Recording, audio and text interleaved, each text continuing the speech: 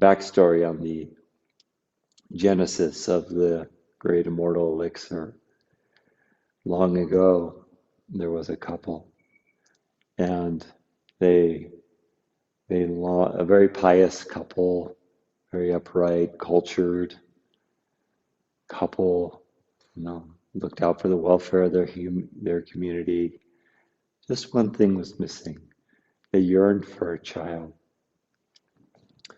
and uh, unable to conceive, they petitioned to the gods, and they performed their rituals, and they did their mantras, and they asked just this one gift.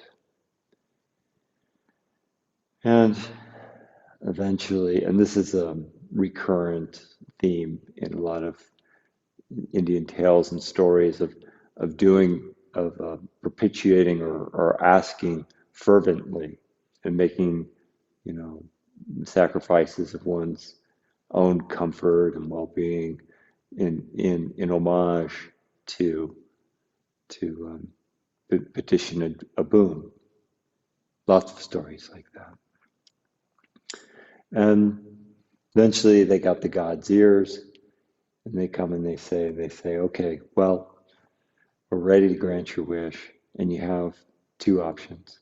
One, either you have, well, a not so bright but long-living child, or you get a saintly child, and he'll only live for 16 years. Which would you choose? And so they opt for the saintly child. And boy, is Nachiketa a saintly child. Knows all the hymns, performs all the rituals, is polite, is devout, just glows with presence. I had a student this morning who stumbled over their words and said they were in a glow state after after class. And as time does, the years progress, and the day is looming. The day is looming, and it just so happens that the child wishes to spend his 16th birthday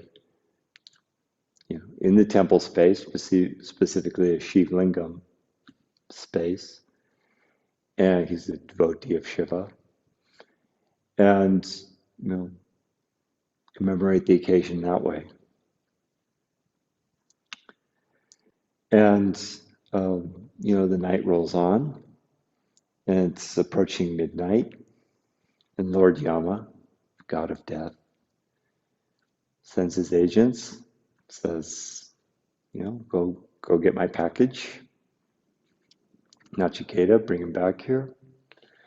And Nachiketa is baffled when he receives these hunting spirit entities that come to claim him and drag him to Yamana's domain.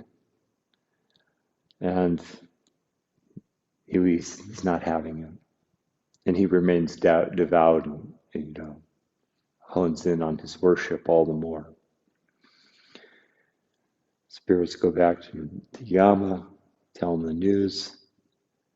Yama, okay, looks like I need to do this myself. Not the first time, but usually things go a little smoother than this.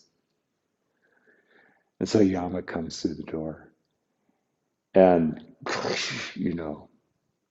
with crashing thunder, a foreboding presence. You and I would just simply wilt under such will. And there's no words, there's no talk. And he simply gets out his rope, right? This is the rope that drags you to his abode when it's all done. and he's getting ready to, lasso up Nachiketa, who instinctually, out of, I can't even imagine what was going through his mind at that moment, but apparently his heart knew what to do, and he embraces the Shiva lingam. It's like out of a movie, this like movie quality moment. Embraces the Shiva lingam like this, right? Which is totally unorthodox. That's not what you do. That's not how the Shiva lingam protocol is supposed to work. Simultaneously, the rope, ensnares not only Nachiketa, but the Shiva lingam as well. And Lord Yama is, another name for him is Dharma Raj. He's the one who performs this duty the most faithfully. All of us will have a chance to meet Yama at some point in our life, as do all entities. And he does it so faithfully, and it's an important function. So he's Dharma Raj, and there's this explosion in the collision between bhakti and Dharma. How is this going to shake out, right? The ensnaring, the confluence of these two forces, boom, bound into one.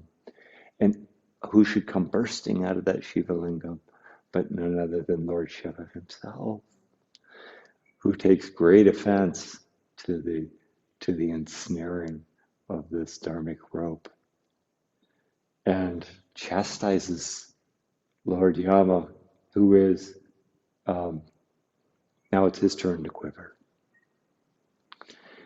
And they strike something of a deal. And he says, well, can't let you take the boy, but we do have a few seconds remaining before the strike of midnight here. And what I'm going to do is infuse him with mantra that will cease time for him. So he'll never turn 16. So he'll never be claimed. And this is the writing of Dharma and devotion. To become timeless. To become timeless. And the petitioning mantra, the mantra that could heal such a woe, such a curse, is none other than the Mahamrita, great elixir of healing mantra.